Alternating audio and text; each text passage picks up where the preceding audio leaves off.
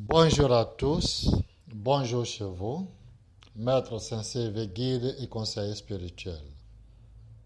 Parlons spiritualité, la polygamie. Dans la dimension de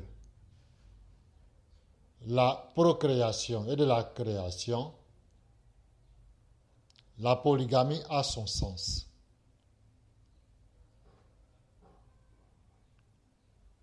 La nature permet cela sans que ce soit contraire à l'ordre des choses ou contre l'ordre des choses. Non, c'est une logique. Dans l'expression de sa sexualité, l'être humain, que ce soit homme ou femme, traverse différents niveaux de conscience. La dimension de la procréation et de la création, la dimension de la régénération, de la restauration, de l'évolution, et on atteint finalement la chasteté qui permet à l'homme de ne plus avoir de pratiques sexuelles physiques, puisqu'il est unifié à lui-même au niveau supérieur qui lui confère la possibilité d'être chaste sexuellement. Pourquoi? Parce qu'à ce niveau, l'aspect féminin et masculin de l'homme sont unifiés, l'aspect céleste et terrestre, ou si on veut les énergies telluriques et les énergies célestes de l'être humain, fusionnent pour faire un tout, une entité unique qui s'illumine dans l'univers. À partir de là, la sexualité, dans sa pratique terrestre ou physique, n'a plus lieu d'exister. Et donc, dans ces trois dimensions d'expression de la sexualité de l'être humain, la polygamie a son sens, mais est limitée qu'à ce niveau-là. Un homme qui ensuite aspire à accéder à des dimensions supérieures ne peut aller qu'avec une seule femme, parce que là, on parlera d'union des cœurs, des énergies, de la conscience, de l'intelligence universelle en nous, qui permettent à l'homme de revertir son caractère androgyne afin d'aller vers les hauteurs, les dimensions supérieures en tant qu'être chaste d'un point de vue sexuel et être de lumière à un certain niveau. Parce que l'esprit étant tout en un, il a un caractère au plan de sa sexualité androgyne. Donc quand l'homme revêt son caractère, sa dimension androgyne, il rentre en chasteté tout naturellement.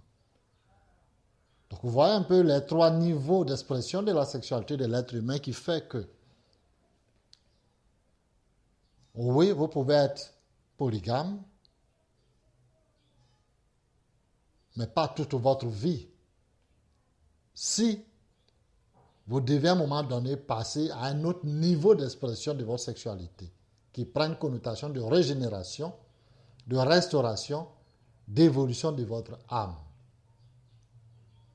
Et comme on sait que d'incarnation en incarnation, les êtres humains finissent par se parfaire et atteindre l'illumination, vous pouvez réaliser cela en plusieurs vies, c'est-à-dire dans une vie antérieure, vous pouvez avoir été polygame. Mais dans cette vie, vous ne sentez pas forcément le besoin de l'être parce que les enjeux qui ont orchestré votre venue ici n'admettent pas la polygamie dans votre réalité. Donc ce n'est pas un interdit, ce n'est pas un principe contre l'ordre des choses, non. C'est en fonction de votre niveau de conscience, de votre niveau d'évolution et des objectifs assignés à l'âme qui s'incarne. Et donc, ce regard religieux, pour certains, qui interdit la polygamie dans certaines sociétés, n'a pas forcément sa raison d'être, n'a pas un fondement, je pourrais dire forcément spirituel. C'est une question d'ordre pour certains, c'est une question d'éthique ou de morale pour d'autres, mais peu importe, l'ordre des choses a créé les choses de sorte que, oui, vous pouvez être polygame. Je ne défends pas cela, je n'encourage pas forcément cela, mais je dis c'est possible sans que vous soyez en désaccord avec l'ordre des choses. Déjà, comme on dit dans notre société, même supporter une seule femme, c'est déjà beaucoup. La femme aussi, supporter même un homme, c'est déjà beaucoup. Alors, avoir plusieurs partenaires, vous comprenez que ce n'est pas facile. Mais ce n'est pas des interdits, c'est une question de convenance. C'est une question de possibilité. En étant polygame, vous n'êtes pas en désordre contre la nature. Non.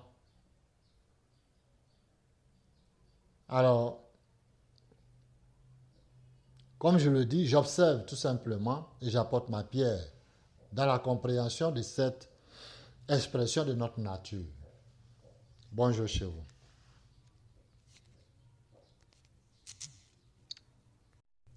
Bonjour à tous. Bonjour chez vous.